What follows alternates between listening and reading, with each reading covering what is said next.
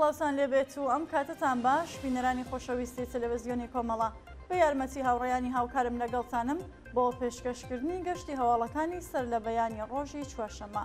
سەرەتا سەردێڕە گرنگترین هەواڵەکان.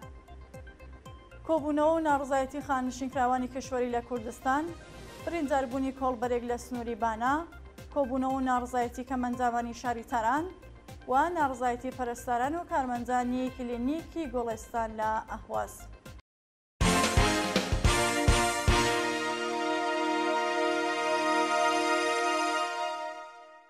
درێژە هەواڵەکان. دەست بەسەرکردنی سەلمان نەزەر حەقیقی لە گیلان. سەلمان نەزەر حەقیقی ڕۆژی دووشەممە 16 مانگی گەلاوێژ بەهۆی ئامادەبوونی لەسەر گۆڵکۆی ژینە ئامینی لەلایەن بەکرێگیراوانی ڕژیم دەست بەسەرکرا. بە پێڕاپۆرسەکان سەلمان نەزەر حەقیقی هاوڵاتی شاری گیلان بەهۆی ئامادەبوونی لەسەر مەزاری ژینە ئامینی لە شاری سەقز و بڵاوکردنەوەی چەند ڕەسمێک لە سۆشیاڵ میدیا لەلایەن هێزەکانی ڕژیم دەست بەسەر دەکرێت کە تا بە ئێستا هیچ زانیارێک لەبارەی شوێنی دەست بەسەرکردنی ناوبراو لە بەردەستانە. کۆماری ئیسلامی تەنانەت لە گۆڵکۆی ژینەش دەترسێ چۆن ژینە بۆتە ڕەمزی ڕاپەڕینی جەماوەری دژ بە بێمافی و ستەم و نابەرابەری کە کۆماری ئیسلامی پارێزەریەتی. دەست بەسەرکردنی دوو خوێندکار و سزای 1 ساڵ زیندان بەسەر دوو خوێندکاری دیکە. ڕۆژی دووشەممە 16 مانگی گەلاوێژ دادسەرای گشتی ئاسایش حکمی 1 ساڵ زیندانی بەسەر هەستی ئەمیری و زیان نەبەوی داسەپاند. هەروەها دوو خوێندکاری دیکە بە ناوی ئەمیر نەبەوی و فریشتە تووسی بە هیچ هۆیەک لەلایەن ئەم دادسەرایە تاوانبار نەکراون و قەراری کەفالەتیان بۆ دەرکرا.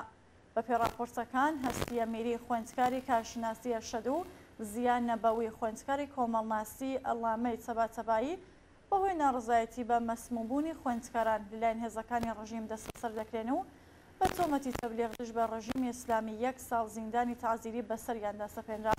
و هەروەها لە دادسەرای گشتی ئەمیر نەبەوی و فریشتە تووسی تۆمەتبارکران و قەراری کەفالەتیان بۆ دەرکرا. برینداربوونی کۆڵبەرێک لە سنووری بانا. ڕۆژی دووشەممە 16 مانگی گەلاوێژ کۆڵبەرێک بەهۆی چەقەی ڕاستەوخۆی پاسەوانێکی مەرزبانی عێراق لە سنووری چۆمانی بانا بە سەختی بریندار بوو. بە پێ راپۆرسی گەیشتوو بە کۆڵبەر نیوز ئێوارەی دووشەممە 16 گەلاوێژ حوسێن بۆراقی کۆڵبەرێکی خەڵکی ئاڵۆتی سەر بە شاری بانا بە چەقەی ڕاستەوخۆی پاسەوانانی سنووری عێراق لە سنووری چۆمان بریندار بوو بۆ نەخۆشخانەی شاری سلێمانی گواستراوەتەوە کە بە خۆشیەوە باری گشتیەوە کۆڵبەرە جێگیرە. جێگە ئاماژەیە لە 6 مانگی یەکەمی ساڵی 2023 61 کۆڵبەر لە ناوچە سنووریەکانی پارێزگای ئازەربایجانی غەربی کوردستان و کرماشان بەهۆی چەقەی ڕاستەوخۆی هێزە نظامیەکانی ڕژیم گیانیان لەدەستەوە. کۆبوونەوە ناڕزایەتی کەمەندامانی شاری تاران.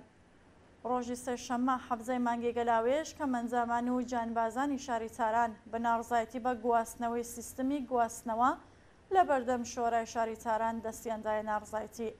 بە پێڕاپۆرسەکان ژمارەیەک لە کەمەندامانی شاری تاران بۆ دەهەمین جار بە ناڕزایەتی بۆ ڕێگریکردن لە ڕادەستکردنی سیستمی گواستنەوە تایبەتیەکانی کەمەندامان لە بەردەم شۆرای شاری تاران کۆبوونەوە و دەستیاندایە ناڕزایەتی. کۆبوونەوە ناڕزایەتی خانشینکراوانی کشوەری لە کوردستان.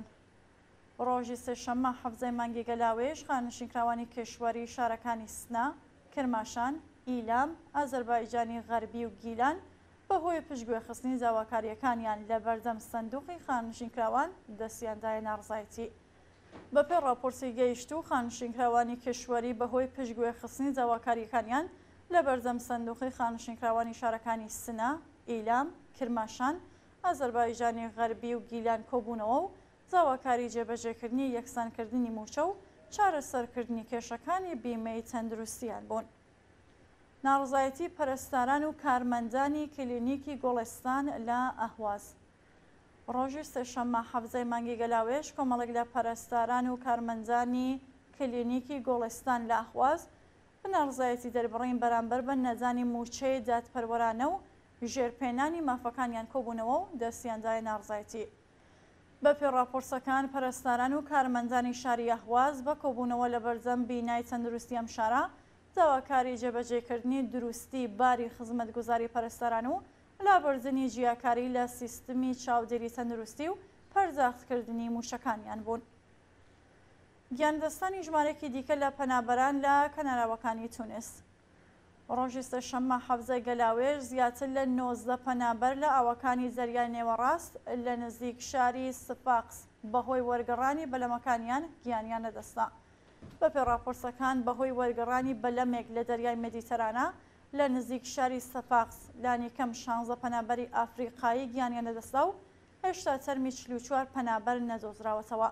وەسی پەنابەری دیکە بەهۆی برسیەتی و تینویەتی لە نێوان سنووری تونس و لیبی گیانیان نەدەستاوە. بینەرانی خۆشەویست هەواڵەکانتان پێشکەشکرا هەر شاد.